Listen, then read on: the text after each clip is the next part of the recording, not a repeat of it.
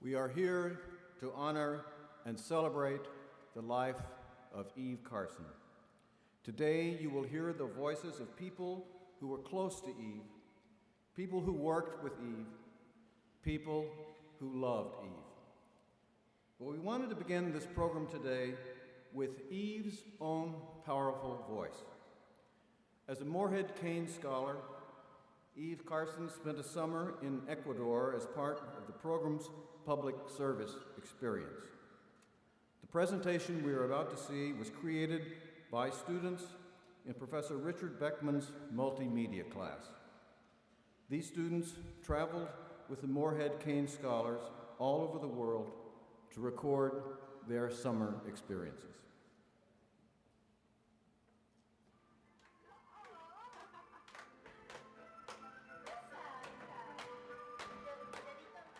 My name is Eve Carson, and I was in Chillanes, Ecuador for about 8 weeks.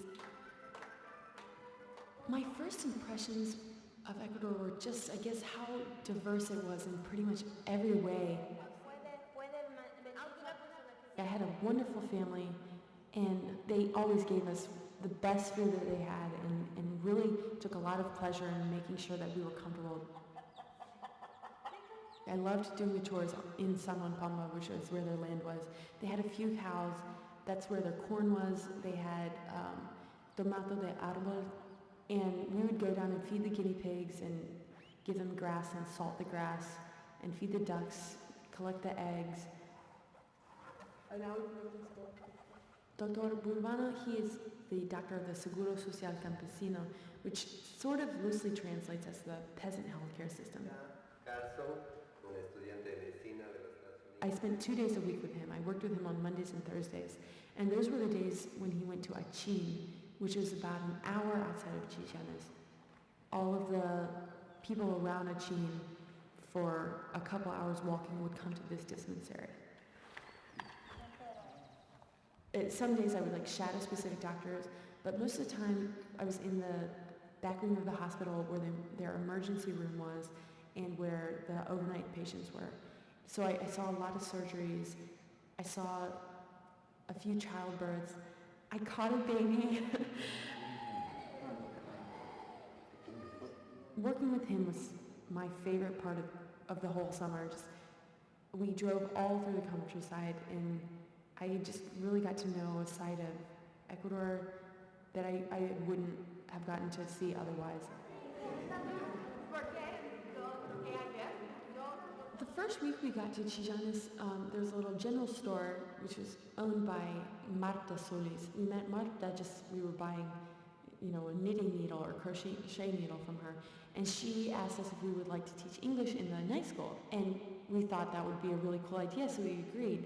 And the night school is for children who work during the day and so can't go to elementary school or middle school, and it's for grades 1 through 6. Monkey. Leon. I think that one of the most important lessons I learned from being in Chillanes and traveling with Dr. Burbana specifically was that poverty is not a pitiable thing. In Chillanes, I saw a respect for poverty and a respect for a non-material way of life. It just is great to realize that you can take it. And I learned that over the summer, that I can take it.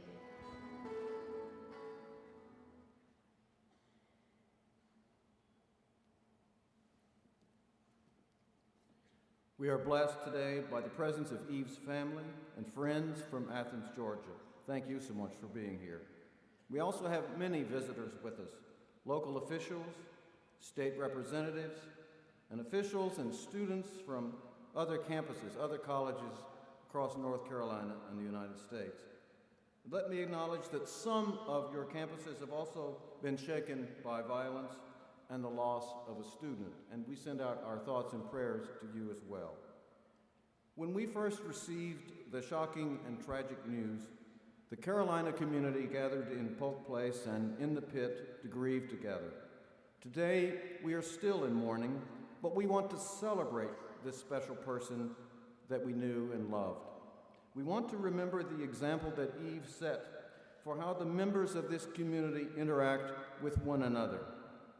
She was compassionate and inclusive in her dealings with everyone. She embodied the values of Carolina, which include fairness, justice, and tolerance. And we must remain strong as a community, supporting each other and avoiding divisions. We honor Eve by being the university that she loved when she talked about the Carolina way. Eve touched people in every part of the Carolina family: students, faculty, trustees, staff, and administrators, and our alumni. It's a measure of her enthusiasm and interest that so many of you are here today. To our faculty members, you were clearly an inspiration to Eve. I know that you will have and will continue to provide inspiration and support for our students. Thank you as well to the members of the staff throughout the university who have shown their professionalism and compassion through this difficult time. Today we will hear from some of the people whose lives Eve touched. First is Erskine Bowles, president of the University of North Carolina System.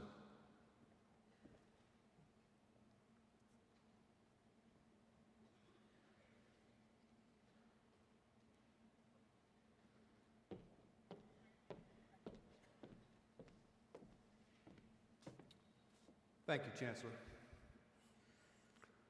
You know, you can't walk in this great big room and not see Eve Carson right behind me, where the students sat, with that great big smile that filled up this place, and her face all painted Carolina blue. And Chancellor, try as I might, I haven't gotten to the celebration part. For like so many of you, I too have been devastated. I know how it hurts. For you see, as I told her mom and daddy, Eve Carson made me feel special. She made me feel like I was important to her. Eve Carson made me feel like I was her friend. And boy, I was. I tried to think, coming in here today, what I wanted to say. And I was looking through my calendar of what I'm to do tomorrow. And attached to it was an email from Eve. She had set up a meeting for me and the leaders of the student body to talk about how we take Carolina forward and about the future of our university. Well, that meeting's still going to take place because that's what she'd want. And we will talk about the future of this university that she loved, this university that she loved to her very core. So as I try to think about how I can honor the memory of your daughter, I decided that what I should do, what we all should do, is maybe what we need to do is just work a little bit harder so that collectively, all of us working together can make up for the enormous good that this beautiful, vibrant, caring young woman would have continued to do. I can promise you that I will do just that, and she will stay in my heart forever. Thank you. Thank you, President Bowles. Next, we will hear from Roger Perry, Chair of the University of North Carolina Chapel Hill Board of Trustees. As student body president, Eve Carson was a trustee. and the other 12 trustees were her colleagues and friends, and Roger will speak for them.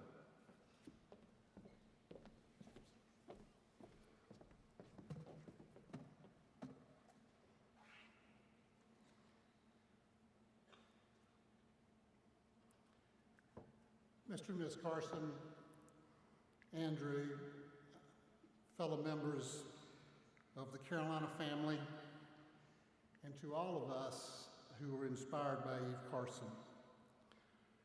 The Board of Trustees was privileged that Eve was one of us, just as the student body was privileged that she was one of them. Eve brought energy, wisdom, passion and compassion, dignity and integrity to our board. She was our trusted colleague, and she was our friend. As student body president, she brought an unwavering and constant priority of support and advocacy for the student body to our board. Let me share a story with you that will explain how big a priority that was for Eve. Last fall, we were discussing the issue of raising out-of-state tuition for the coming year. Eve had no personal concern about that because she was a Morehead scholar and it didn't affect her, but it affected her constituents and her colleagues and her friends. And she felt like that this was an important enough matter that they should be heard and allowed to speak at the trustee meeting. Normally we don't allow outside comment, but Eve prevailed, and we agreed that we'd set aside 20 minutes for student comment, and that Eve would organize the presentation. On the day of the meeting, Eve was especially excited and exuberant that her fellow students were going to speak to the board. And as they began to speak, Eve was positively beaming because she so very much enjoyed the fact that the students were having the chance to participate in the process and express their opinions. And they did a magnificent job.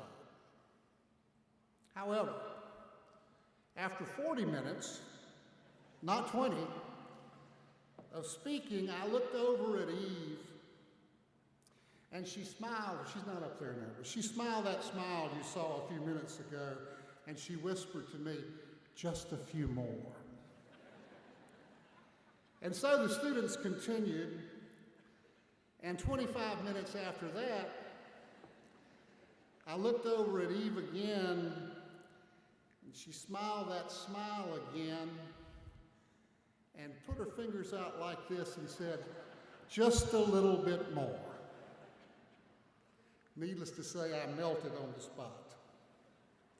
When it was over and we received all the student comments, it dawned on me that Eve had never intended to keep this to 20 minutes.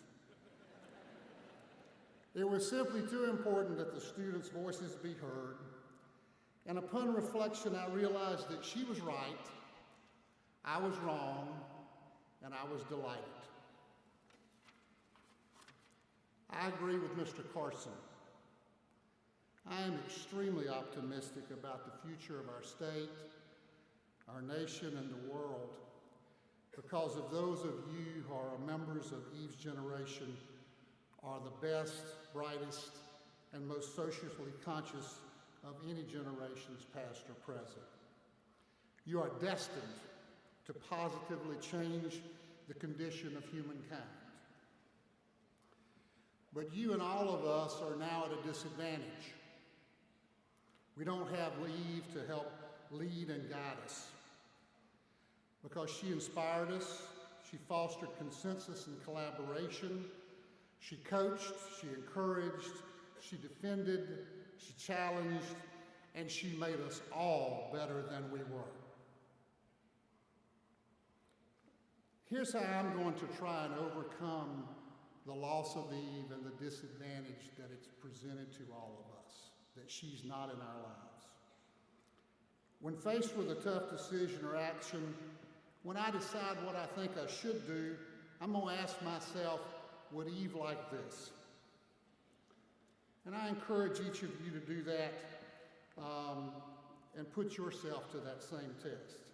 I think if we can answer yes, Eve would like this, I believe our chances of doing the right thing are much better, and the memory of Eve, our beloved Eve, will last forever.